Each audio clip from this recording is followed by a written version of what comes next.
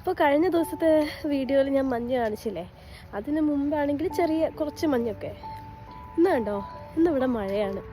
ഈ 2 ദിവസത്തെ വ്യത്യാസമാണ് കേട്ടോ ഇതൊക്കെ. മഞ്ഞും മഴയും. ഇവിടുത്തെ വെതർ ഭയങ്കര അൺപ്രഡിക്റ്റബിളാണ്.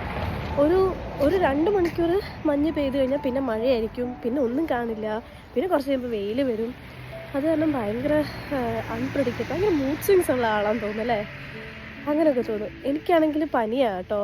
നല്ല വെതർ ചേഞ്ച് ആയപ്പോഴത്തേക്കിനും പനിയും പിടിച്ചു. ഇന്ന് എക്സാം ഉണ്ടായിരുന്നു, നാളെ 2 എക്സാം ഉണ്ട്, നാളെ അസൈൻമെൻ്റ് ഉണ്ട്, ഇതൊക്കെ ഉണ്ട്. പക്ഷേ അനങ്ങാൻ വയ്യ.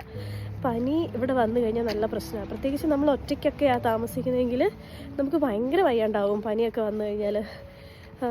ഞാൻ എങ്ങനെയോ ഇന്ന് പോയതാണ്. ഇന്നത്തെ എക്സാം കണക്കായിരുന്നു, പക്ഷേ കുഴപ്പമില്ല.